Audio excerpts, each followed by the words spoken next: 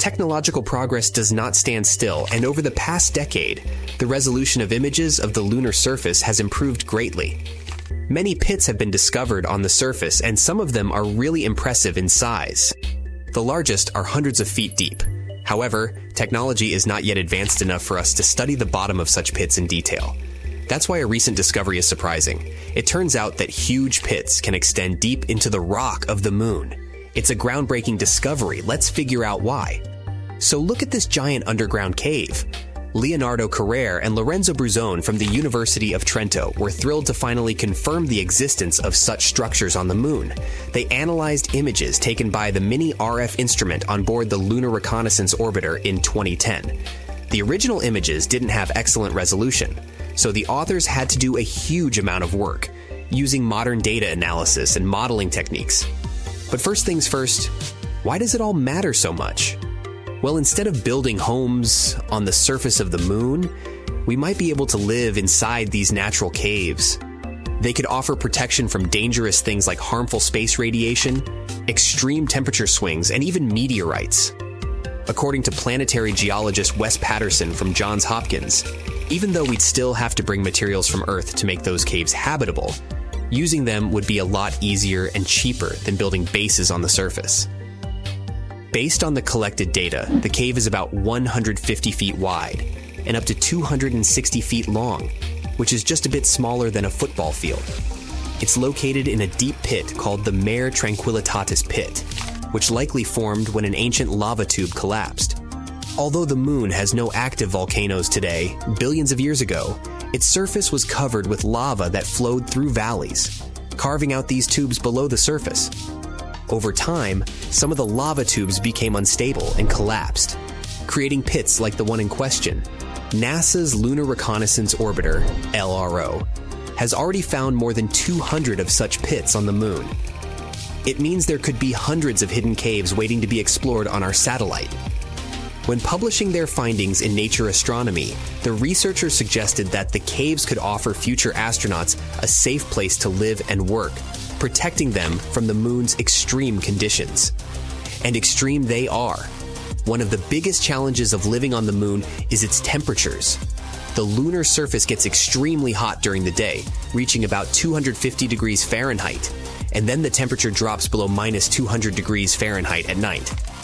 But inside the caves, the temperature could stay much more consistent. A separate study done in 2022 used computer simulations to predict that some of those caves could maintain a comfortable temperature of about 63 degrees Fahrenheit. Much easier to manage, right? Unfortunately, getting to the caves won't be easy. The Mare Tranquillitatis cave is over 400 feet below the surface, at the bottom of a steep slope covered in loose debris. It would take some clever engineering to get up and down that slope. The options could be using jetpacks, a lunar elevator, or some other kind of technology. We must find a way to transport astronauts safely. There's also a lot more to discover. Radar technology could help scientists find even more caves and lava tubes on the moon. In the future, a spacecraft with higher resolution radar could even map the insides of the pits that LRO has already found.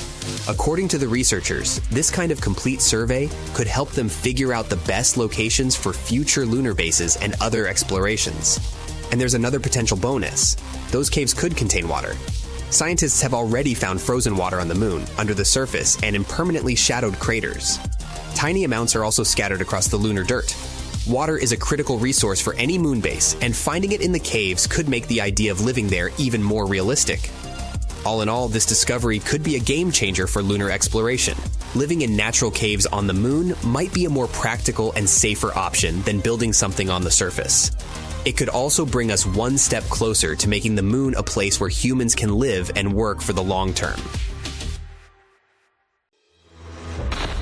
August 23, 2023. A day when India's Chandrayaan-3 spacecraft made history by becoming the first to touch down on the lunar South Pole, a place we can't normally see from Earth. What makes this lunar hideaway so fascinating to scientists? Well, it turns out it's hiding something precious: lunar ice. This place is believed to be more abundant with this ice than what we found up north, and it's not hard to see why scientists are so buzzed up about it. It's a frozen water source, and it could become our key to building a permanent lunar home, or even fueling missions all the way to Mars. Scientists knew about this ice for over 2 decades, since the NASA spacecraft accidentally stumbled upon it during one of the missions. Then in 2018, NASA triumphantly declared that they're 100% sure about it. They said that the south pole of the moon is abundant with water. Now, picture this. Future lunar settlers could tap into this water supply. It could help us sustain life in the barren lunar landscape. Plus, by cleverly splitting the water into oxygen and hydrogen, we could receive both air and rocket fuel. All this will make moon missions more feasible and self-sustaining. It's also a great glimpse into the past. This ice, maybe as old as the moon itself, could unlock the moon's and Earth's deep mysteries. But it turns out that water isn't rare in space at all. There might be lots of planets out there where life could thrive. We know this because we started finding water vapor around stars, and this water is remarkably similar to the water in our own solar system. This discovery suggests that the water on Earth originally came from space. Water forms around stars in the cloud of extremely hot vapor. Then it turns into ice and sticks to tiny dust particles. These particles stick together over time and become bigger objects, like comets, planets, and other things. Some of these become comets and planets in our own solar system. And this is how water is being spread across the universe, and it may be how it got to our planet and the moon too. Scientists think that the lunar ice might have journeyed here eons ago. Maybe it hitched a ride on water-rich asteroids that smacked into the moon's surface. All this has big implications for us. The southern pole is an ideal canvas for humanity to establish a real moon base. Imagine brick domes connected by secret underground tunnels. They'll be bustling with people busily operating computers. Some others will be cruising the lunar landscape in their jeeps or on their way to mine precious resources. We have some pretty cool ideas on how to build this. First, you probably imagine hauling hefty and water-draining shelters all the way from Earth. But maybe there's a more effective way. Think about our history as a civilization. Every time we ventured to a new place, we surveyed the surroundings for available resources and used them to survive and thrive. This is how we spread across our own planet.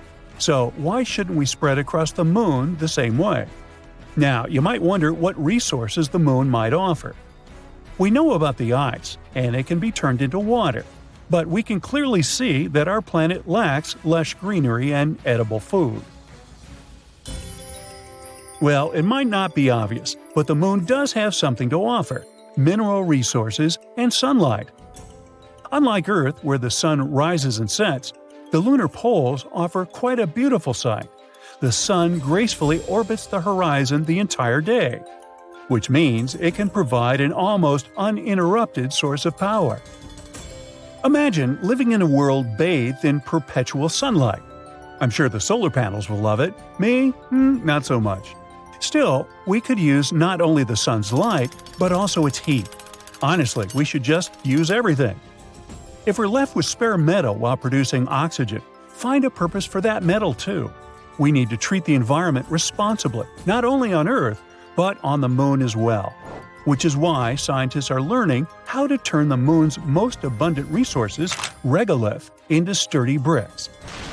They've been quite inventive in figuring out how to create moon bricks. Scientists want to use the sun's heat to melt lunar dust, layer by layer, essentially creating a 3D printer for moon dust.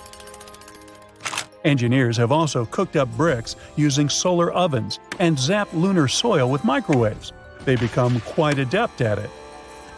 So yeah, perhaps we're going to establish a little brick factory on the moon and build regolith houses.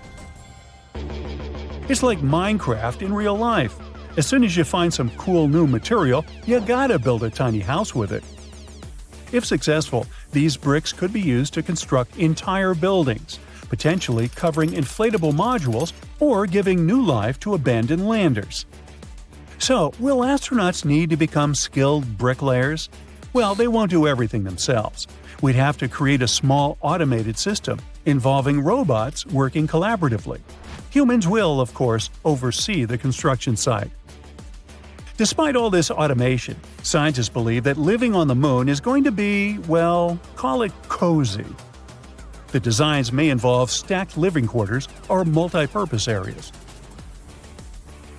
However, there would be some challenges too. On the moon, things get extreme. Imagine scorching temperatures that can go up to 212 degrees Fahrenheit during the day, and at night, they plunge down to a chilly minus 290 degrees. And it's not just the weather. The moon gets relentlessly exposed to solar radiation, cosmic rays, and micrometeorite impacts. All these things gradually wear down anything on its surface. Another big challenge is the lunar dust. On the moon, there's no air to breathe, and the dust there can cause problems. And this one isn't only regular dust. It's super clingy and can even make astronauts sneeze and have watery eyes, as if they're having a lunar hay fever. It can also damage equipment and spacesuits.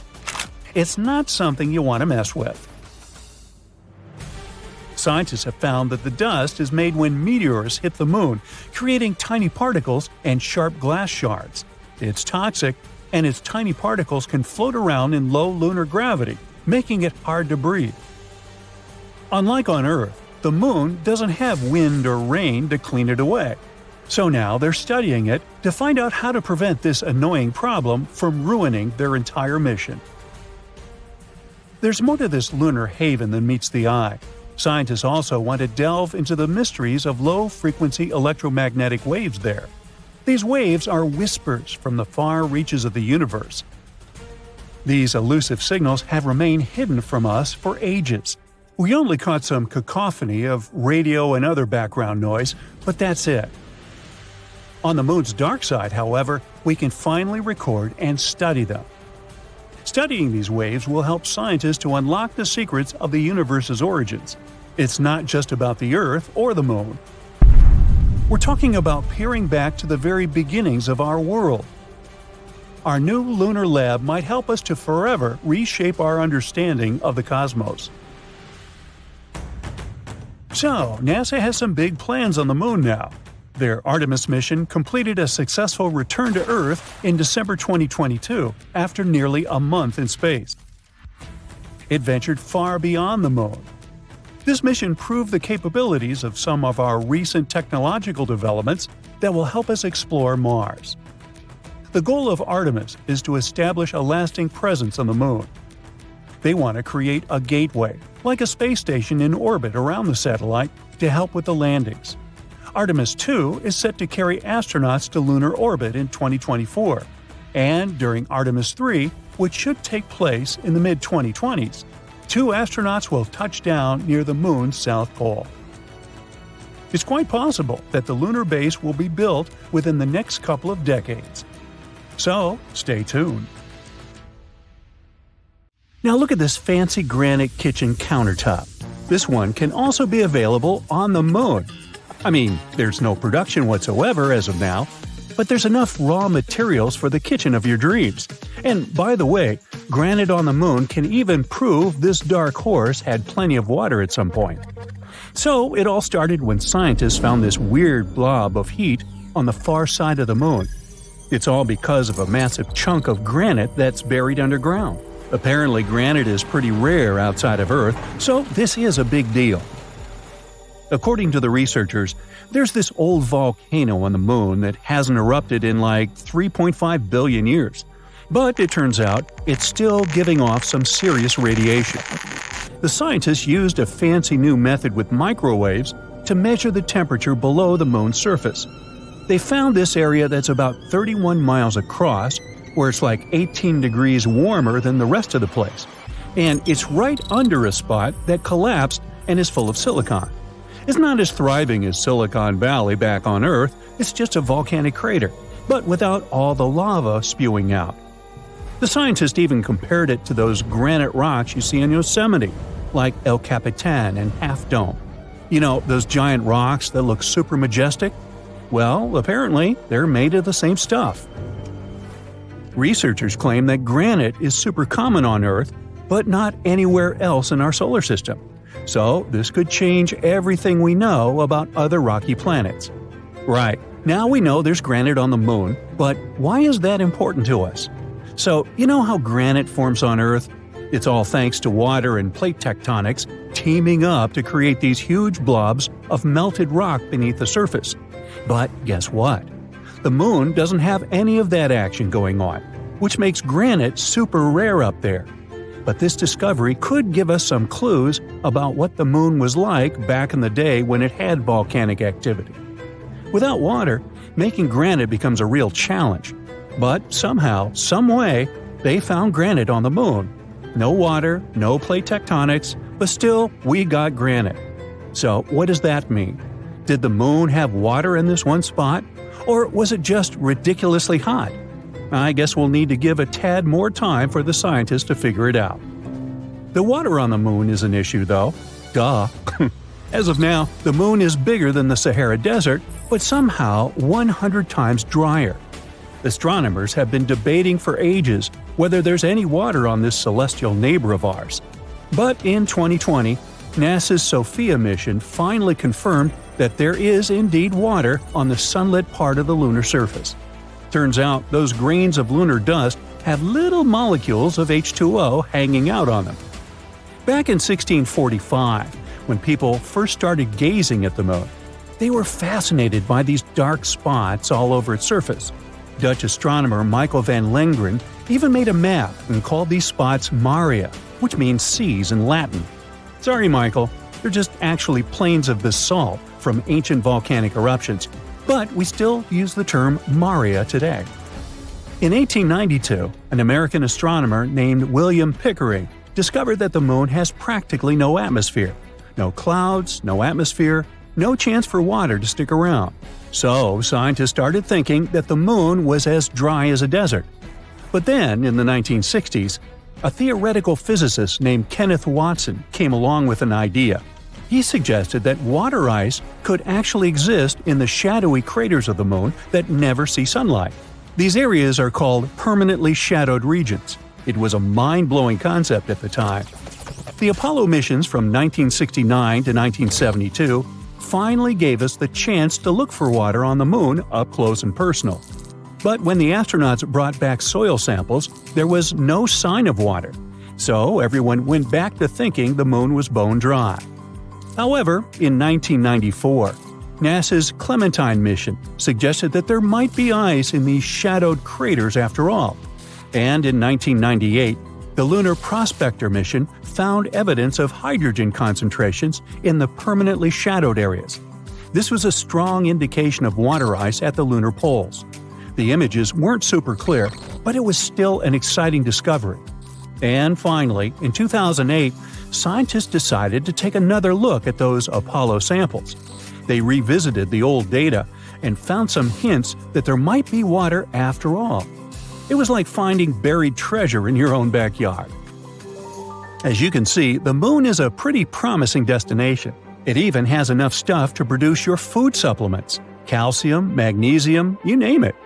Just kidding, it's not the best idea to munch on them to boost your diet. But there are a bunch of other applications they can be used for. Calcium is like the fourth most popular element hanging out in the lunar highlands. But here's the cool part. Pure calcium metal is actually super flexible and can conduct electricity like a boss when there's no oxygen around. Who knew, right? Anorthite is a rare gem here on Earth, but up on the moon, it's partly central for calcium. It can even help make those groovy silicon-based solar cells. To make them, you need some lunar silicon, iron, titanium oxide, and of course, our buddy calcium and aluminum. It's like a recipe for solar success up there in space. The moon even has precious metals like gold. In 2009, NASA was on a lunar mission and they found some gold in the lunar soil. They had a spacecraft right behind the rocket, equipped with a fancy spectrometer. Its job was to study all the debris that got released when the rocket crashed. And they found all sorts of chemicals, like carbon monoxide, carbon dioxide, ammonia, sodium, hydrogen, and even a little bit of mercury, gold, and silver. Hey, vampires beware. Now I know it's been quite a while since then, like 14 years to be exact, but measuring how much gold is actually there has been a real challenge. You see, it's hiding deep beneath the lunar regolith, making it tricky to get an accurate count. Yeah, metals are fun and lunar water may have existed, but what about food? Good news, everyone! Scientists are saying that plants can actually grow on the moon, but don't expect a luscious orchard. It'll be more like a moderate garden with just a couple of beds. Here's the scoop. A while back, those awesome Apollo astronauts collected samples of lunar surface material called regolith and brought them back to Earth. Fast forward 50 years, and NASA decided to use 3 of those samples to try growing plants for the very first time. They used dirt from under the lunar rover bumper to grow these plants. The team added water and seeds to the samples, giving each plant a gram of regolith. Then they placed them in a clean room and added nutrient solutions every day. And they succeeded. During that challenge, the brilliant minds dealt with small plants like mustard greens in the nutrient-poor lunar soil. Yeah, we'll have to export olive oil from Earth to dress it. So, plants can indeed grow in the moon's soil. However, they won't be as strong and healthy as the ones grown on good old Earth soil, or even the ones in the control group grown in a lunar simulant made of volcanic ash. But hey, it's just a start. We're still to find out if our dear moon is hiding more treasures. Have you ever seen the other side of the moon? I caught you. Of course not. But maybe you've seen it in photos. In that case, have you ever wondered why the two sides look so different? Well, let me tell you. We can't see the other side of the moon. People believe this is because the moon doesn't rotate around its axis. But this is not true. The moon does rotate. It just does it at the same rate as its orbital motion. This is a particular case of tidal locking called synchronous rotation. The first time we ever saw a far side was only in 1959, all thanks to the Soviet Luna missions and later the US Apollo program. Now, when Luna 3 and other spacecraft transmitted the first far-side images, they revealed a far more cratered hemisphere that looked more like Mercury or Jupiter's moon Callisto. It looked completely different from what we were used to, and that's when we learned how meh the other side is. No, seriously, just look at it. The near side can boast its thinner and smoother crust. These beautiful dark splotches are called lunar mare, the last remnants of ancient lava flows. And when I say ancient, I mean it. They're more than 3 billion years old. Meanwhile, the far side crust is thicker and crater-pocked. The lava flows had almost no effect on these impact craters. It's also devoid of any large-scale mare. Low-key looks like dried white cheese. To be honest, don't you agree that the nearby side is much more beautiful? Write your thoughts in the comments. So, only 50 years ago, we learned something about the apparent differences. But then the scientists discovered something weird. Both sides are different, even in the geochemical composition. And not only in this, our side was thinner than the far side by several miles. But where did such significant differences come from on an ordinary floating stone ball? For scientists, this was a mystery. They started coming up with a lot of theories. The melted moon theory was the main one for a while. It said that it was the Earth's fault that our moon looks like this. This happened several billion years ago. The moon was born because of a collision. One day, an object about the size of Mars crashed into the Earth. At that moment, a piece broke off from it, which later became the moon. However, this piece was somewhere 15 times closer to Earth than it is now. Some scientists created pictures of the so-called early moon. Unlike our cute little white ball, the early moon was a strange-looking, boiling scarlet ball. That piece didn't leave us after the separation. It became tidally locked very soon after. The Earth after the collision was still an incandescent nightmare, full of fire and lava. It was boiling at a temperature of 4,500 degrees Fahrenheit.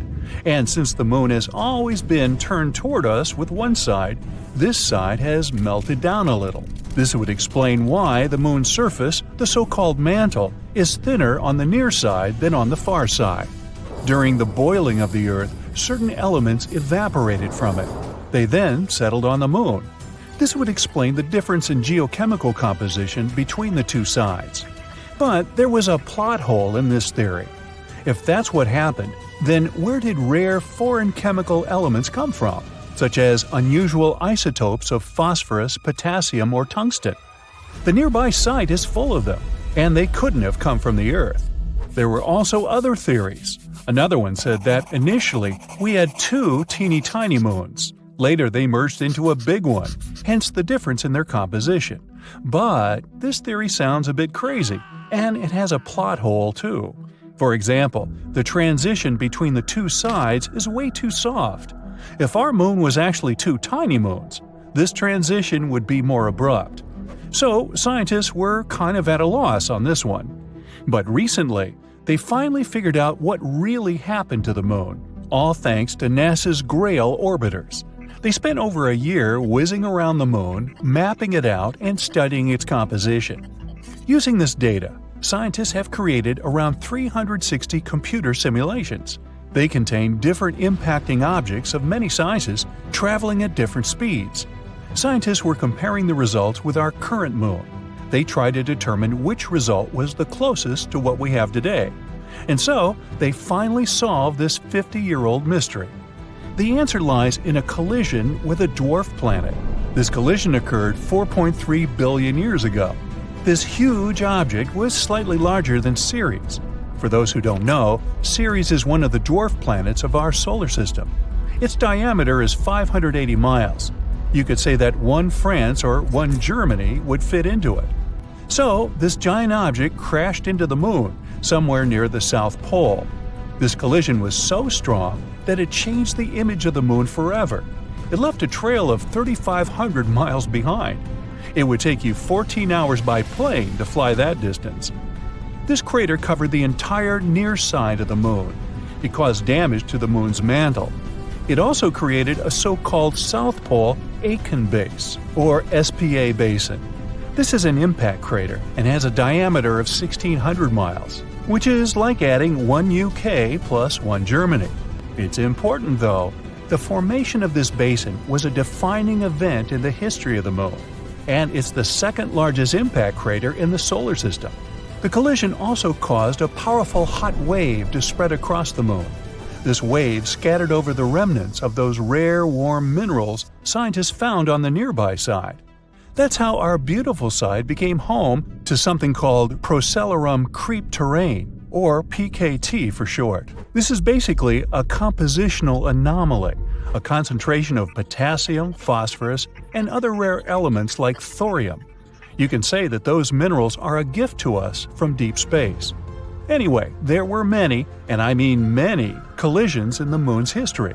All of them only deepened this already large crater. That's why the mantle on the near side was getting thinner and thinner with the years. Also, our gifted minerals gave off a lot of heat, so the mantle has melted a little bit more and more. Oops, this accidentally caused the moon's volcanoes to wake up. Volcanic activity has increased on the near side. Intense lava flows filled the old empty craters. Ta-da! And this is how the beautiful lunar mare was born. That's about how it all happened. All this information was found thanks to the researchers from Brown, Purdue, Stanford Universities, and NASA's JPL. The research was published by the Journal of Geophysical Research, Planets, so you can read about it in more detail if you're interested.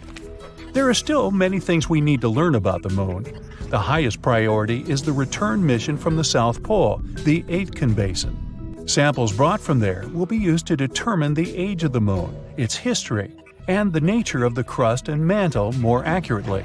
Another critical target is the Moscovians. This is the name of a large lava plain on the far side of the moon. Studying it will help us better understand the difference between the two sides, as well as tell us how the other side was formed. All this knowledge is significant for understanding the history of the moon, but it's also handy for space exploration in general. Scientists use the moon as a reference point to determine the age of other planets and entire worlds in space. The moon helps us determine the chronology of the life of the whole solar system. So, stay tuned for new exciting research and discoveries. Soon we might start constructing loads of stuff on the moon. All because India's moon mission has recently detected sulfur near the moon's south pole. This chemical element can come in extremely handy for creating infrastructure on our satellite. It's the first time this chemical element has been discovered on Earth's natural satellite. This sought-after element is mostly found near Earth's volcanoes. Its appearance on the moon speaks volumes about the satellite's volcanic history and its past atmospheric conditions. The mission's rover detected this chemical element less than a week after touching down around 70 degrees from the moon's south pole on the 23rd of August, 2023. This historic landing on the lunar surface made India the fourth country to safely land a mission on the moon. It's also the first spacecraft to touch down so close to the south pole of our satellite. It's an area of strategic importance because it's believed to be home to deposits of water ice. If it turns out to be true, future missions might be able to harvest it and turn this water ice into drinking water or even rocket fuel.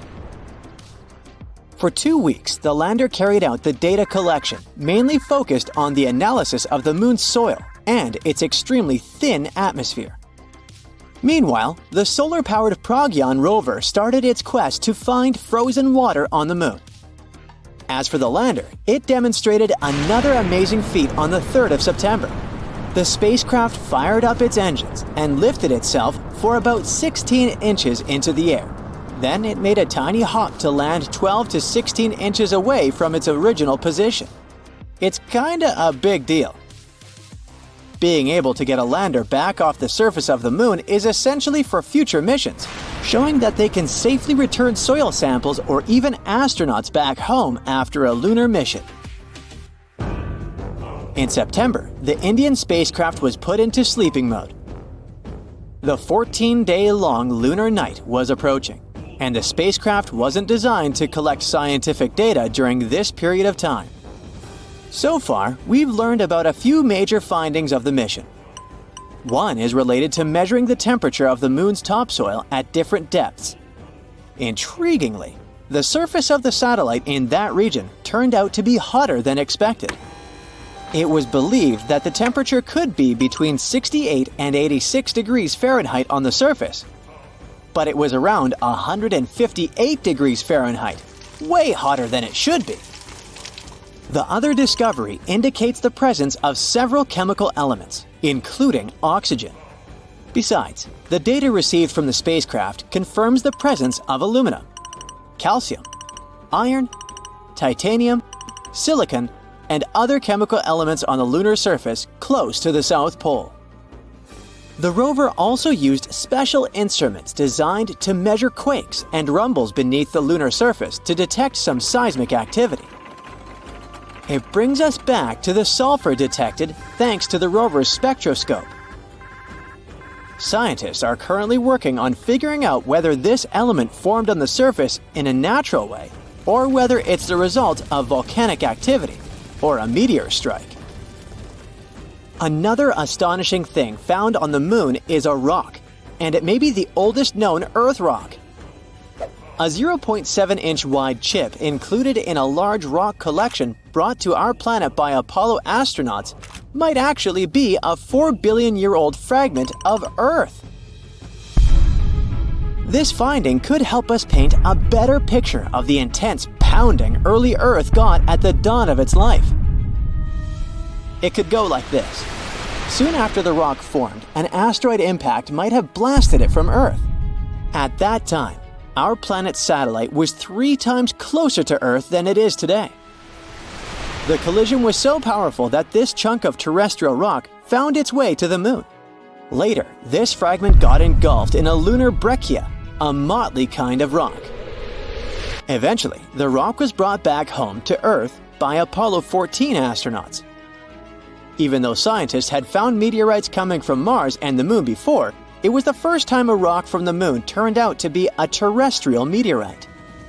They also found out that the rock had formed in a water-rich environment at temperatures and pressures corresponding to those at around 12 miles beneath the surface of our planet. In 2019, China's Chang'e 4 mission made history by landing on the far side of the moon. The mission's rover helped researchers visualize structures hidden deep below the surface of the satellite, revealing billions of years of lunar history. The Yutu-2 rover made this discovery with the help of its lunar penetrating radar. It imaged deep into the moon's surface and listened to echoes of sound bouncing back off structures hidden from view under the surface of the moon. It turned out those structures were resting at depths of almost 1,000 feet. The research suggests that the first 130 feet under the surface are made up of layers of dust, soil, and rocks. The instruments also discovered a concealed crater that must have formed after a large object slammed into the moon's surface. Long, long ago, ancient lava was likely to be flowing deep underground. Researchers believe that the broken rocks around the formation might be debris produced by the impact. They also found that the volcanic rock layers were thinner the closer they were to the surface. Such a thickness variation of lava flows might mean a decrease in the number and magnitude of eruptions over time. So, lunar volcanic activity gradually dwindled since the moon's formation around 4.5 billion years ago. On the far side of the moon, there is one of the largest and oldest impact craters in our solar system, the South Pole-Aitken Basin. Unfortunately, from Earth, you can only see its outer rim, which looks like a huge chain of mountains. It's a ginormous 8-mile deep dent, stretching for more than 1,500 miles in diameter and covering 1/4 of the moon's surface. Astronomers are sure that this crater appeared when an asteroid collided with the moon around 4 billion years ago. And now, look at this gigantic chunk of metal the size of 4 states of Connecticut. As for its weight in pounds, it's enough to say that the number contains 18 zeros. This mysterious mass is hidden about 180 miles under the moon's surface, somewhere in the middle of the South Pole-Aitken Basin. It was discovered when GRAIL, which stands for NASA's Gravity Recovery and Interior Laboratory mission, gathered data about our natural satellite. When examining this information, scientists noticed that in one place on the moon's surface, there was a weird change in gravity. After researching this phenomenon, they concluded that something mysterious was weighing down the basin floor there. So far, researchers haven't figured out the origin of the bizarre lump, but there are several theories. One of them claims that the finding is a chunk of dense oxide, which appeared when the moon was just taking its shape. At that time, the satellite was still covered with ancient oceans of magma, and the lump could be formed at the final stages of its cooling. However, most scientists support another theory, according to which the puzzling mass is part of the giant asteroid that once created the South Pole-Aitken Basin. Since the thing is metallic, it's probably the iron-nickel core of the asteroid. There might be a labyrinth of lava tubes on the moon. Not so long ago, astronomers received the results of underground topography and discovered a massive cave under the surface of Earth's satellite. It could be the result of the lunar volcanic activity that happened more than 3 billion years ago. Streams of lava hardened, creating a thick, hard crust on the outside.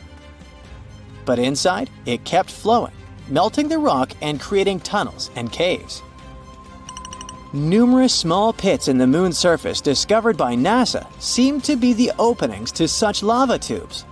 If this theory is confirmed, the underground tunnels might serve not only as a convenient location for human-crewed space missions, but also as much-needed water sources for astronauts. There's something happening inside the moon, something that nobody expected. Not a dramatic shift you'd see on the outside, but deep down, where things seem frozen in time, scientists have uncovered a hidden layer of what you could only call moon goo. Remember those school lessons about the crust, mantle, and core? Much like the Earth, the Moon is made up of layers, a crust, mantle, and core.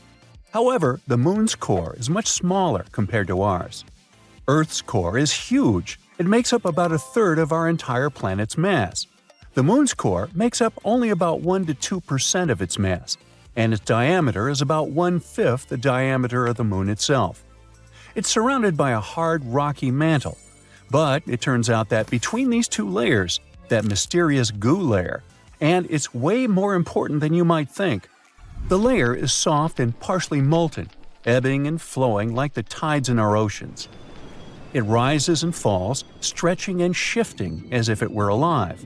Its movement isn't chaotic, but subtle and regular. We always knew that the Moon influences our seas and oceans, causing tides with its gravity. But it turns out that we influence it back. The goo ocean reacts to the gravitational dance between Earth and the Sun. Also, the molten layer could be made of ilmenite, a very intriguing material. Ilmenite is rich in titanium, a strong and lightweight metal that we really love over here on Earth. Titanium is used in everything from airplane parts and spacecraft to medical devices, even in everyday items like bikes and laptops, all because it's incredibly strong and very resistant to corrosion and heat. So, if the Moon might have a molten layer rich in ilmenite, that would be awesome. Astronomers are already planning for lunar bases, and if we had a material to build structures, spacecraft, or even tools for astronauts right there, that would be a game changer. Otherwise, we'd need to transport materials from Earth, which is extremely costly. This is our first tangible sign that the Moon is not just a cold, boring rock. Instead, it's dynamic, living, and breathing, with moving forces beneath the surface.